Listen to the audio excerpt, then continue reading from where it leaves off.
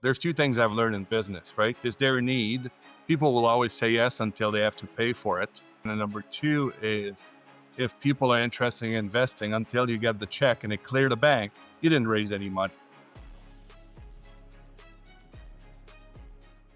Welcome back. Today we're speaking with Hugues Boisvert. He is the CEO of KidsCanSwim Canada. So they were established 2020, so about 5 years ago, and they have 140 employees. So they run a swim school for children. He's a business lawyer and entrepreneur. So he's based out of the Ottawa, Canada area. And so they've taught over 2,500 kids, and this is on a weekly basis, weekly as well. So he's also the founder and CEO of Haslow Law. This is a business lawyers and Haslow Capital Investment Partners as well.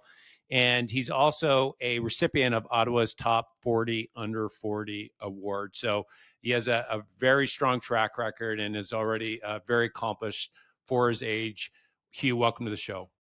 Welcome, Mark. Thanks.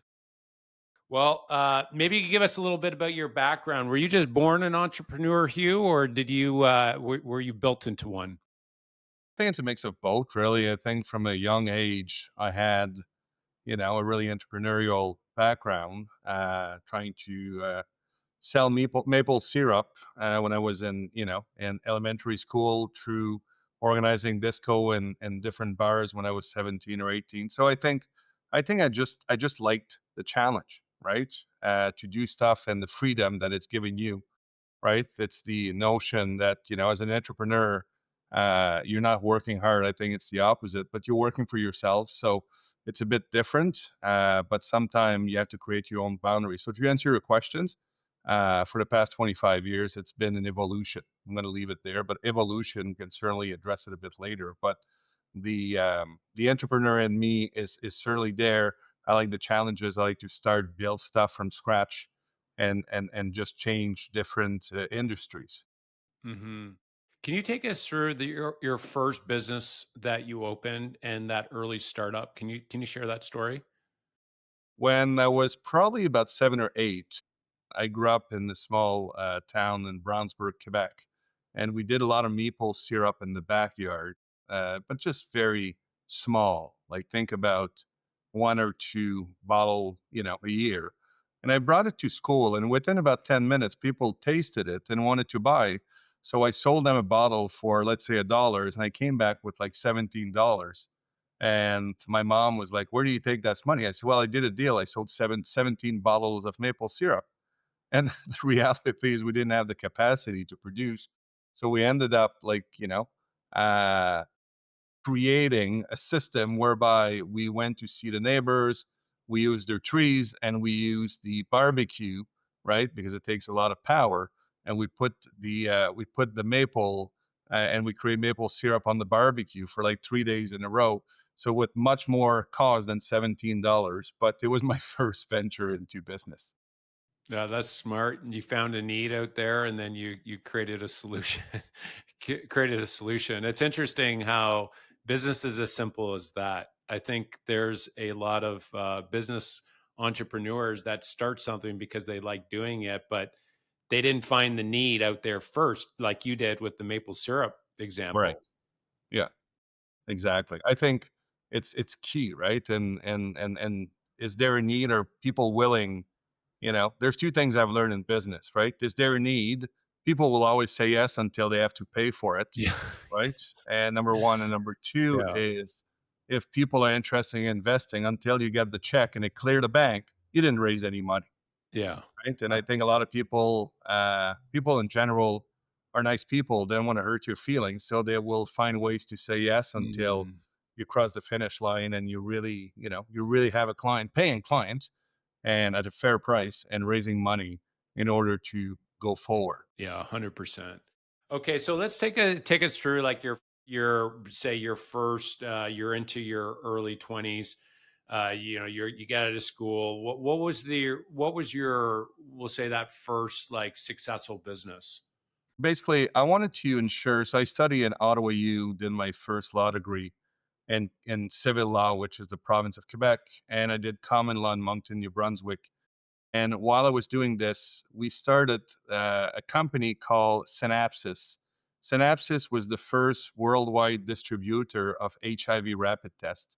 So remember 20 years ago, HIV is still a big, a big issue worldwide, but it was very hard to test. And there's a company in India called Jimitra who had created a rapid test. So in other words, it's a very small device and you can just, put the blood and within 30 seconds you got a response. So we negotiated and we got the rights for worldwide rights to represent them while I was in my second law degree. And we started to realize that there's a lot of money out there for HIV and rapid tests, but it mainly comes from CEDA in Canada and USAID in the US. And in order to get money from USAID, you have to be an American company and or you need to own an hospital or medical clinics. They will fund the clinic, they will fund the hospital, which then turn around and buy the product. So we've realized after about 12, 13 months that, we were doing okay, but reality is we decided to create our own medical clinics. We open medical clinic and don't think about, Canadian US medical clinic. We're talking about 300 square feet in the middle of nowhere. And we put our machine and people come in and they would pay us, $3 to test and so on and so forth with money that they got, right? From various places, from the government. And so we took the business to about 15 clinics and we're selling our HIV rapid tests. And unfortunately, or fortunately, depending where you're standing, the USAID gave the test for free to everyone, right? They cut Mm. us, right? They cut us right through, and we had to shut down the business. At the time, I think we had about 90 employees on the ground, getting the getting the product itself, bringing it to our labs, testing it, and giving the results. So it was a real venture, and I think that's where I realized if you're not cautious and you don't see the all of the angle, now basically 4 years of work, 6, 7 days a week went through like just one policy, and it was done, right? So we had to shut down the business.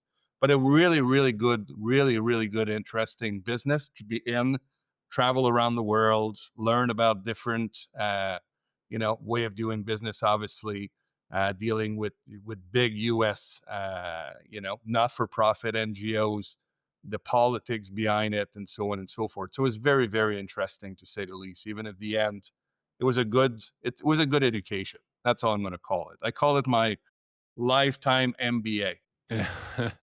That's good. Now, how do you approach your business today to be able to identify all the angles? So you had said it came out of kind of blindsided. Is there something you do, or is there an approach or a system that you do right now to make sure that something's not coming around the horizon or around the corner? So the second business that I started is after law school. I found a job in Argentina because I wanted to work internationally. I was very excited to travel, want to learn a different language. So I found a job in Argentina in Buenos Aires. And at the time, they were the mining capital in the world. So money comes from the TSX in Toronto, Toronto Stock Exchange, the venture fund for mining. And that's well known across Canada, around the world. That's where the money is raised. And there's various projects, Barrick Gold's projects. There's a lot of Canadian company there. So I worked in a law firm there for about a year and a half that completely changed my life in three ways. Number one is the way that they do business in Latin America is completely different. So we'll go in a meeting, we'll meet the CEO of Barrick Gold Argentina, for instance. And the first 45 minutes, we'll get together, we'll have a coffee, we'll talk zero business, Hmm. like zero. You talk about your wife, you talk about your favorite soccer team or football team, you talk about, where did you go for holidays, your kids doing. You establish a personal relationship and then you talk about business. Number one. Number two, it's a very tight community and it's all about reputation base, right? So your reputation is very important. It's like that everywhere, but I found in Argentina or in Latin America, it's the Latin way of doing business. It's much more important in other places.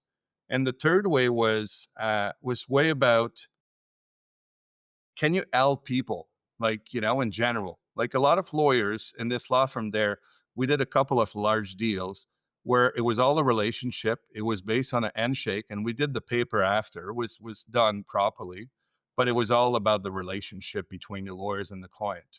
right? So I think these are the three ways. When I came back, I worked there for a year and a half, and I came back and I worked for a law firm for 2 years, and I started my own firm, Aslo Law, in 2011.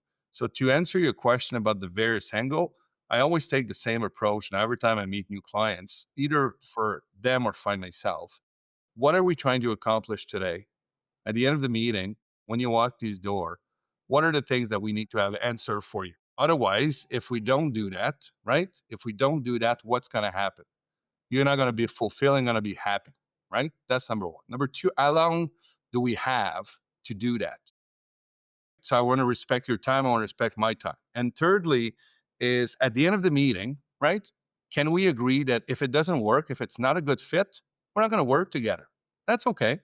Sometimes it doesn't work for me. Sometimes it doesn't work for you, right? Mm, So that's really setting the stage, really, really setting the stage for honest opinion, right? mm, And to answer your question about various angle, I will use, let's say you come to me and you say, I have this problem, right?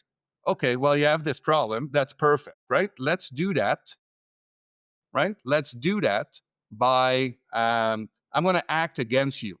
So I'm going to look at all of the different angle. I'm going to say to you, right? I'm going to be against you right now. So give me 1 second and I will try to argue against you. So don't be pissed off at me, right? Don't be pissed off at me whatsoever or upset, but I will destroy your file. And I'm going to go against what you want to do, right? So let's talk about that. What does it look like, right? And that's how we look at every angle, because we look at various angle to a point where people are saying, okay, I didn't see it that way. And I said, and we use it all the time. If I want to use it against you, what do I do, right? I would try to attack you on this, on this, on this, on this, on this. And I think that's the reality. You look at every angle because you're prepared, right? You know the old saying, right? Measure twice, cut once. yeah, yeah, Well, that's 100%. basically what it is. It's about preparation and it's about getting criticized before you walk into the right moment, which is if you have someone who is on your side, but for an hour is against you and try to destroy you, you can find all of the issues. And if you find all the issues, much easier to come up. So you're not getting, you're not getting caught during a meeting and saying, oh, we didn't think about this. It's about preparation to answer your question. It was a long answer, right? But it's all about preparation and surrounding yourself with people who's going to challenge you. I'm sure your potential clients that you were speaking with would they would appreciate that kind of candor as well.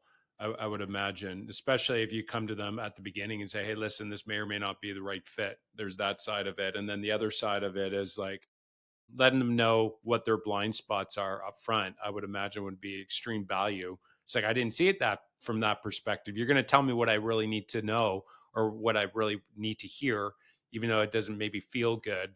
I would imagine that that would add value right off the bat to the relationship. It's twofold. Number one is by saying and establishing that it's not a giver that'll work for you, by saying if it doesn't work for you, you can fire me. And if it doesn't work for me, I can fire you. It's setting this relationship of boundaries and respect, number one. Yeah. Number two is you set up very clearly. If you come to me just to tell you what you want to hear, why are you paying me? And in addition to the monetary compensation that I will receive, I have pride. I want to make sure that we win, right? I like to win. I like to be driven. And I'm going to tell you what you want to hear. Otherwise, go in the yellow pages. There's probably someone else that you can hire, right? But that's not the way that I do business. And I think that's the main difference here. Okay, so let's go over to your existing business right now. So, how'd you start? Like, it's a pretty unique, and you've kind of went in a different, little bit of a different direction. It seems like with this business.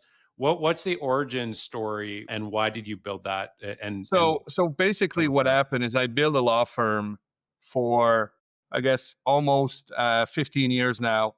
We were a boutique law firm. We only did one thing. We only did business law, right? We did international business. We did tax law, but all related to business owner, what they need. So we're super niche, right? Which allow us to really have the clients that we wanted, right? So that's number one. Number two is as things scale, I add more clients. We build a firm, to 25 people roughly, and we had a lot of opportunity. People came to us with project. saying, well, can you raise money? Right. So we started what I call Aslo Capital. And if you want to laugh, Aslo Law and Aslo Capital, there's no Mr. Aslo, right? Doesn't exist. A lot of people are calling their firm their first name, Borderlander, Gervais, Gollings, Norton Rose, all of the people that they started the firm. I didn't want to do that because A, I want to sell my firm. I want to have partners. I didn't know what I wanted to do, but I wanted to protect my downside. Right. So what I did is I followed my own advice. I went to see people who've done it before and I said, what's the problem that I'm going to face? They're going to say, well, if you put your name on the door and you bring two, three, four partners, they'll fight for it. Don't put your name on the door, right? You don't have that ego.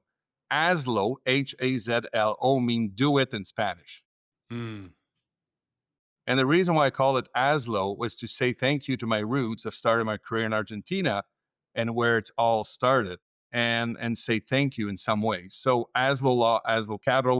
So fast forward, we started Hazlo Capital. We try to raise money. We started to raise money for people, for project. We started to put deal together, merger and acquisition. I've done that for a period of time. And in 2011, I had an opportunity to go to Australia. And the clients that I had here in Canada were in the swimming world, and they were trying to buy the rights for an Australian company who had about 14 location doing learn to swim school. I had no idea what it was, right? So very quickly, I said to them, I said, look, we need to go to Australia to see what it is if you want me to put the deal together, right? I think that's extremely, extremely important. So we flew there, and long story short, the guys that was there at 14 location, we put the deal together. It was a long negotiation, 3 days. They were finally happy. They came back here, the client, and decided not to proceed. They didn't want to take a second mortgage on their house. There's a lot of other reasons, but fundamentally, they didn't want to take the risk. That was my understanding. And I stayed in touch with the guys there. And as I was getting older, I saw the needs for swimming lesson, right? And I always went back and say, well, that concept would work in Canada, right? Because when you think about it, swimming is a life skill. It's a water safety is a necessity, right? And long story short, we decided to start it in Canada. We brought a partner from Australia, and he helped us build a business. We started it, and we opened 6 weeks before COVID. Okay. So we were closed 8 times before the first time that we launched on January 2020. And my interest in this business, I was supposed to put money in, be the chairman of the boards, oversee it as part of one of our portfolio companies that we own and we manage. Turned out to be that we were losing $40,000 a month, and we were able to open, close 8 times. And at that point, I've decided, you know what? Every time we reopen, a number double. So there's something here, right? The market is telling us if we hang tight, we're going to succeed, right? And unfortunately, our partner went back to Australia. He had a family there, so he had to make sure he went back. My wife decided to be a national lifeguard. She had to be to run the business with us. I took the certified pool operator, and we launched a business. We continued pushing for 2 years during COVID. And during that time, given my background in law and franchise law and business law, we created a business, everything in writing, right? For during that 2 years, we kept some of the full time employees. We didn't want to lay them off. And we kept paying and building the business. It was a very difficult time because you just don't know, right? Are we going to go bankrupt? What's going to happen? But we believed in the story, we believe the concept. We've seen enough swim school around the world. But initially, when you try to explain to someone, right, the first time you meet them, I'm gonna rent some space. I'm gonna plug a pool in the ground in that building in a shopping mall, right, or a shopping plaza. There's gonna be only 3 feet of water or 4 feet of water, and it's gonna be 90 degrees like a hot tub. And when the kid shows up at the front desk, we'll actually be happy to see them, right? We'll be happy to see them because we're a private business. And because the water is only at 3 feet, they can touch the bottom so they can feel safe, right? They can actually put the instructor in the middle and you can have all of your swimmer around instead of taking one by one like the big municipal facility where most of them, not everyone, but have large pools. They have 6 feet pool, so they have to go one by one. They take one kid, they teach. We are a different business model, right? We have a shallower pool, which allow us to teach the kid a little bit faster. In other words, right, if you have your instructor, you have your 4 kids. We're low ratio. It's allowing them to learn faster because they have more instruction in the pool. So when I started to say that to people, they thought I was completely out of my mind. They couldn't grasp. So I went back and I said, okay, what's the pinpoint that I'm trying to do here? Right? What I'm trying to solve is a problem, to revert back to the first discussion we had previously about the maple syrup. Well, it's a pain in the butt to register for swimming lessons in Canada. I'm not sure if you experience it if Yeah. you have kids, but if you're Yeah. not on 3 the boys. computer Yeah. at 9 o'clock, at 9:01, the places are all sold out. There's not enough facility, and the public service, right? The municipality are doing a fantastic job. They have a service to deliver, but they have a center with they need to offer, gymnastic, they need to offer swimming lessons, they need to offer water polos. So they only have a certain block of time for swimming lessons.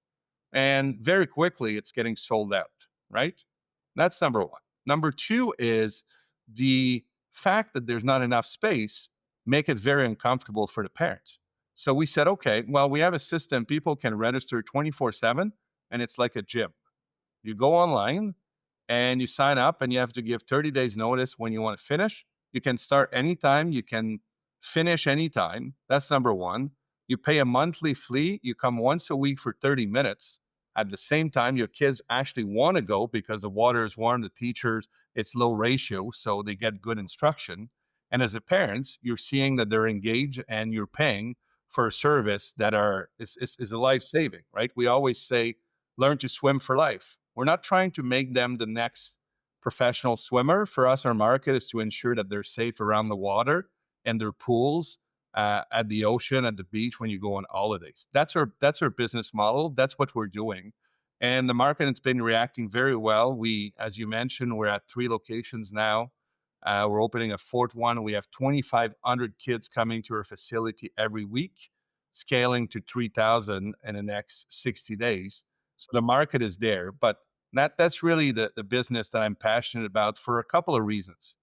And it's a long segue here, but I'm going to tell you the reason why I'm to this business. A, you're doing good, right? You're doing good because you're changing people's life. You're never going to know, but you may save someone's life in That's 6 months, great. 6 years, Yeah. whatever. That's number one. Number two is the people we have hire. We pay them about 25% above, market rate because we value the fact that they're national lifeguard, that they're professional, right? And number three is we are doing an affordable luxury, right? We want to be the farm boy of the learn to swim experience. You have a couple of auctions. You can go to a couple of grocery stores, but in Canada, at least, there's a grocery store called Farm Boy, where there are about 50 locations now in Quebec and Ontario. It's smaller, right? It's personalized service, is responsiveness. If you go into an alley and you ask someone, "Well, I'm looking for green bean," well, they're not gonna just tell you it's roll number 16. They're gonna walk you there. They will make sure that it's the right product. If you don't want this product, they will bring you to the other place. It's just attention to detail. Yeah. We put the customer and the guest first, and we put themselves, first in everything we do. And that's why if you look at our logo here, it's called Kids Can Swim, purpose-built swim school for kids. What does that mean? Everything is built in our center for kids. The reception counter is only 3 feet, so we can see the kids. We can give them high five. There's a row of end dryer to make sure that their air in their hand can be done before they go outside in the winter. The water's at 90 degrees. We have personalized change room. It's clean, right? So that's the business that we're in now. So how do you that's very interesting, and I can see the need. Like, we have 3 boys, and when they were younger, like I have a 17, 15, and 13-year-old, but when they were younger taking swim lessons, we had to drive to a private session, and she was like a drill sergeant, and it was not what you're talking about from from an experience standpoint. So I love that you can go online and book. Like it's convenient, makes sense, and I like how you made it more of a subscription, like monthly payment from an income standpoint. Super smart, makes the business more valuable, more we'll say streamlined. How do you identify an area? Because you actually go and build the pool, and you build everything custom. So you got to go into the right market. What types of areas would you go into that would say, "Hey, listen, this is a good spot for us to make a location for this"? So we look for with an area of between 5 and 10 kilometers, we have to have a critical mass about 50,000 people, right? We look at the data on the kids between 0 and 9, right? What are the number of kids that we have? What is the income average during that place? What are the other offering, right?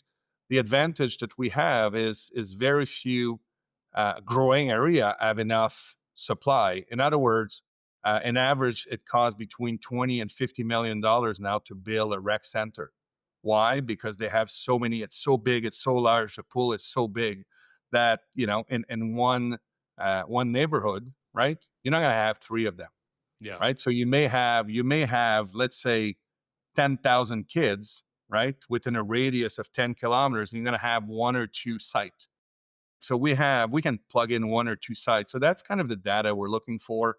We're also looking at what are the other options, right? What are the other options for kids if they want to learn to swim, right? Are they all going to the cottages?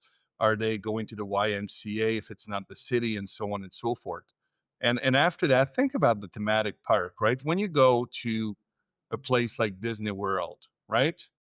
Disney World is built for kids, but even as a parent, right? It's Yeah, good fantastic. fun. Yeah. That's what we're aiming for. We want to please first and foremost the kids and the babies and the kids, I should say rather, and the guests, right? And people are willing to pay if they get a personalized service, they see actual progression, and if they feel safe and Mm, comfortable in the love it. facility. Do you go in like in shopping malls or do you build your own building? No, we do in shopping mall and become the anchor tenant, right? So the reality is, I give you an So good. example in Orleans, Ontario, which is about 20 kilometers east of Ottawa, the national capital. We have at least 7,000 square feet of space. We have one pool, which is about 1,400 square feet. And in that facility only, every year, 200,000 people will walk through a door. Yeah, that's so smart. It's such a great example of finding a need and then building something custom and then actually looking in other industries to pull the good out of that, like the smaller counters and the blow dryers. Very smart, very smart. I love the business model. Now, what do you think was that as you were growing and scaling that business and you're going through that struggle through COVID, like that was like where you got your hands dirty. What you believed in the mission, and then you had to basically be able to tell your story to keep people engaged through that period as well. As you from that point getting through that hard, and what else was like a scaling challenge that you had to overcome? So the biggest challenge to find skilled worker, right? During COVID, they were for 18 months to 20 months, depending where, but that people couldn't become certified. So our swim instructor, we call them aquatic educator, have to be national lifeguard. So they have to have a designation, which is very hard, very serious, very expensive for them. So it's a big commitment for the kids doing this. The vast majority of kids, anywhere between 15 and 25, argument's sake, like low 20s, 15 to 20, right? Some in universities, so early 20s. So they take this very seriously. So they're already pretty mature kids, right? That's number one. But during that period of time, our supply they couldn't get trained. So even if you were 16, you want to be an L, there's no class. So during a period of time, we were really pulling our hair, say, holy moly, we can find team members, we can find instructor, right? So we're super tight on supply. Now it's a bit better because it's people are trained a little bit more and we train them. So in addition to the national lifeguard that we hire, we train them another 30 hours on our own dime, right? Under our own program They do Smart. shadow shift to make sure that the quality of the education they provide. We have some I like to call it secret recipes that we're doing to ensure that the kids progress faster. They get assessed. Every kids in our program get assessed once a month. So at the end of the month, depending week 2, week 3 of the month, depending which level you're in, your kids will receive an assessment. And if the kids is really good and passed all of the, all of the elements, they're not going to be stuck for a session for 3 months. We're going to, right away they're going to pass the level. So right off the bat, um, you're saving time and money, and also they're not bored and they want to go back because they're not doing the same thing every week. Right? So that's one of the other key differentiator for business. Yeah, I love it how the Container Store is actually really big. They've scaled and grown. One of the key traits they do is training. And Yep. so that for me has been like in both of our sales, we have Faris Real Estate Investment Firm, and then we also have the real estate brokerage business, where the sales training is one of our differentiators in them. It's something that is actually, I could imagine for the business that you're in, would be a huge differentiator, because normally it's like, yeah, do you have your license for a lifeguard? Yeah, come on board. But you've actually systemized and streamlined that as well. Uh, the smart, super smart. We're in the people's business. We're not in the swimming business. We're in the safety business first, and we're in the people's business, Yeah, right? very, So I very, think very that's really important. when I interview people to work with us, uh, that's the first question I ask. I ask them, "In which business are we in?" So we Mm, pull in a lot of people from IN hotels, people who gets the importance of service, the importance of guest experience, right? So I think that's where the business is going for us to hire more people. mm. What do you think? What trait makes your, when you think of your best team members, what traits do they have to make them great at the people business? Kindness and empathy. Mm, yeah, Kindness and empathy to be able to go on your knees, give a high five. Remember that little Tony, that's his name, and that last week he has an exam as he's telling you, and you give him a sticker, passing a level, and he's telling you his day. And it's level about empathy and being kind and loving children, obviously. yeah. It's so good. Like in our companies, love, the genuine love of people. That's our first core value. And I'm really big on that. And I find that's not something that you can train. You either have it or you don't have No, it. you either have it or not. I Yeah. think I Yeah. think if you need to, I always say, right? If you think about firing someone, you're already done. You should fire it. Fire Yeah. that person. Right? It's the same Yeah. thing. If you think you have to show them how to be kind, well, you got your answer here. Yeah. Yeah. That's really good. That's a good filter. So are you still running the other business, Haslow Law, and doing Haslow Capital? So Are the you still Aslo running it? Capital is still running. As will I took a step back to run the business. I'm still involved, but right now my focus is really to scale As will Law. Kids can swim across Canada, open more store, tell our mission, tell our vision, and really people start to understand what we're doing. And once they see it, they understand. It's word to mouth, right? Parents speak to parents, moms speak to moms. If you do a good job, you see your number increasing, right? Yeah, I love it. I love it. Now, can you tell us a little bit more about Haslow Capital? What types of deals do you like to go after, and how do you assess if a deal is good or not? So Asshole Capital is started by people asking us to raise money, right? As lawyers, people will say, I want to buy this business for X amount of dollars. I don't really know too. We have a pool of clients and so on and so forth to our either P or our investor seed money or our angel investor. So that started that way. We're doing a lot more M&A work, right? We're finding buyer and seller synergies and that kind of stuff.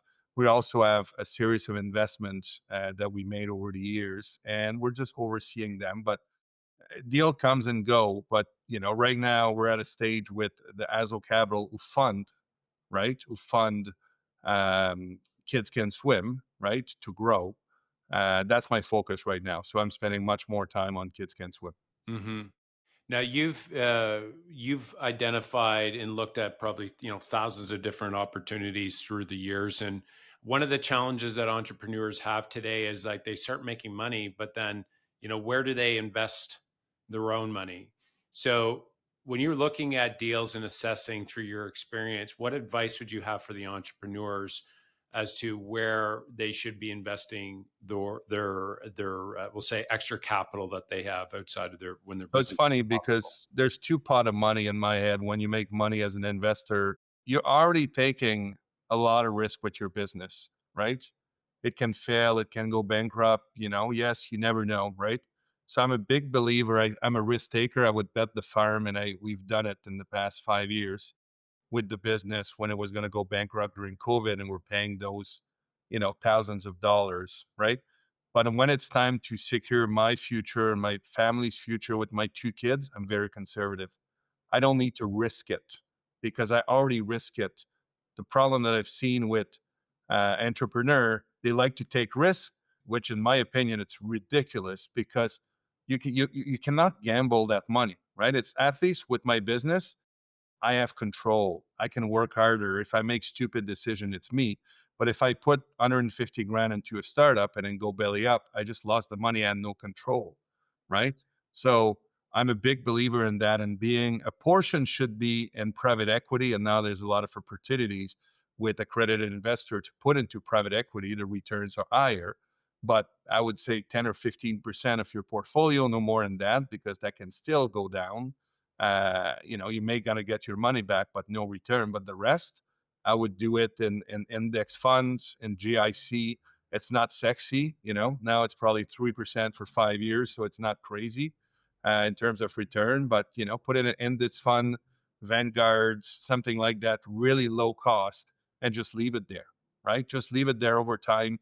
Don't make the mistake that people do try to do another home run once you've done it with your business, right? Yeah, no, it's good insight. Very good insight coming from a veteran. All right. Well, I have three last questions here for you, and then we're gonna wrap up. You Sure. ready for rapid fire? Go for it. All right. So, first question: I'm a big reader, love reading books. Curious for you, what book has made the biggest impact in your career? 5 a.m. club. Robin Sharma. That's good. All right. What is it about that book? Was there one key nugget you want to share that you pulled from it? It's just about discipline, right? It's Mm, about discipline. It's about, we live in a world called, like we live in a busy. You never have time to think, right? So that's number one. Number two would be a book called Success Intelligence.